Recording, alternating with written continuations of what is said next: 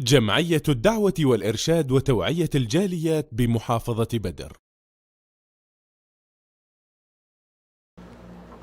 আসসালামু আলাইকুম রহমতুল্লাহি আবরাকাতু।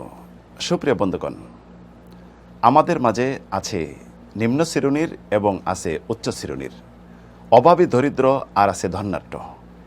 এদের মাঝে কারা বেশি শ্রেষ্ঠ, সম্মানিত কারা? আমরা বাহ্যিক দৃষ্টিতে দেখতেছি যারা উচ্চ শ্রেণী তারা সম্মানিত, মর্যাদায় সব দিক দিয়ে মানুষ তাদেরকে সম্মান দিয়ে থাকে। নিম্ন শ্রেণী যারা, তারা অপমানিত, লাঞ্ছিত জীবনযাপন, একদম নিম্ন পর্যায়ে অসামাজিকভাবে নিরহভাবে জীবনযাপন করে। এই যে পার্থক্য উচ্চবিত্ত নিম্নবিত্ত, এটা কে করেছেন, কে দিয়েছেন? মহান রব্বুল আলামিন। এর কারণ এটা আল্লাহ রব্বুল আলামিন ভালো জানেন। তিনি ইরশাদ করেছেন, নাহনু কাসামনা বাইনাহুম মাঈশাতাহুম ফিল হায়াতিদ দুনিয়া ওয়া রাফা'না বা'দাহুম ফাওকা বা'দিন দারাজাত। আমি তাদের মাঝে তাদের দুনিয়াবী জীবনের উপজীবিকা বন্টন করেছি এবং কাউকে কাউর উপর মর্যাদা দিয়েছি। তিনি ভালো মন্দ, ধন্যাঢ্য অভাবী, কাউকে অসুস্থ কাউকে সুস্থ, কেউ পাপের কাজে অগ্রগামী কেউ ভালো কাজে অগ্রগামী, এভাবে তিনি পরীক্ষা করে থাকেন। ওয়ানাবলুয়াকুম বিশ-শাররি ওয়াল খাইরি ফিতনা ওয়া ইলাইনা তুরজাউন। আমি তোমাদেরকে ভালো মন্দ দিয়ে পরীক্ষা করে থাকি, সকলকেই আমার দিকে ফিরিয়ে আনা হবে। আমাদের মাঝে যারা নিম্ন শ্রেণীর আছে তাদেরকে আমরা সালামও দিই না, কোনো সামাজিক অনুষ্ঠানে ডাকি না, তাদেরকে অসামাজিক মনে করি। নিকটাত্মীয় থাকলেও অনেক সমাজে আমরা তাদেরকে পেশ করি না, পরিচয় দিই না।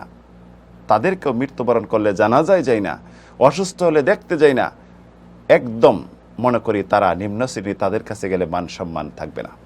দুনিয়াবী জীবনে আপনি সম্মানিত হতে পারেন, জেনে রাখুন মহান রব্বুল আলামিনের কাছে কত সম্মানী তারা জানেন।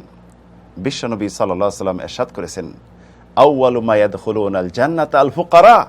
অভাবী দরিদ্ররা ধনীদের আগে সর্বপ্রথম তারা জান্নাতি হবে। বিশ্বনবী সাল্লাল্লাহু আলাইহি ইরশাদ করেছেন, ইয়াদখুলুনাল জান্নাতা আল ফুকারা ক্বাবলাল আগনিয়া 500 আম। অভাবী দরিদ্র যারা, ধনীদের 500 বছর পূর্বে তারা জান্নাতে চলে যাবে।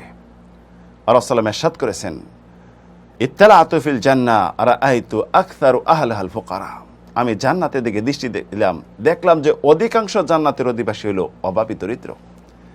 বিশ্বনবী সাল্লাল্লাহু আলাইহি সাল্লাম অভাবী দরিদ্র যারা, তাদের কাছে যাইতেন, তাদের মাথায় হাত বুলাইতেন, তাদের দাওয়াতে অংশগ্রহণ করতেন, মারা গেলে জানাজা অংশগ্রহণ করতেন এবং অসুস্থ হলে তাদেরকে দেখতে যাইতেন।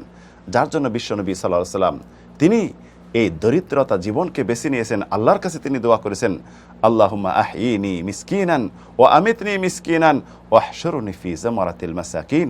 হে আল্লাহ, আমার দুনিয়াবী জীবন যেন মিসকিন অবস্থায়, এটা আমি চাচ্ছি আপনার কাছে, এবং মৃত্যু যেন মিসকিন অবস্থায় হয়, আর আমাকে পরকালে মিসকিনদের কাতারে ওঠান। সাহাল ইবনে হানিফ বলেন, রাসূল সাল্লাল্লাহু আলাইহি সাল্লাম ফকির অভাবী দরিদ্রকে বেশি ভালোবাসতেন। বিশ্বনবী সাল্লাল্লাহু আলাইহি সাল্লাম যদি বলতেন উহুদ পাহাড় স্বর্ণ চাই, আল্লাহ করে দিতেন। তারপরেও তার জীবন দেখেন। মা আয়েশা বলেন, হাদিসটি ইমাম বুখারী মুসলিম বর্ণনা করেছেন, মা শাবিয়া আলু মুহাম্মাদিন মিন খুবজিন শাঈর ইয়াউমাইনি মুতাতাবিআইনি হাত্তা কুবিদ।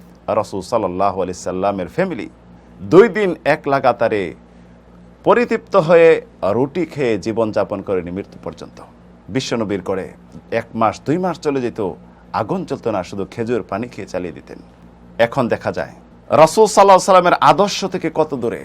অভাবী দরিদ্র তাদেরকে কোনো অনুষ্ঠানে ফাংশনে ডাকি না, নিকটাত্মীয় হলে, অথচ ধনীদেরকে ডাকি।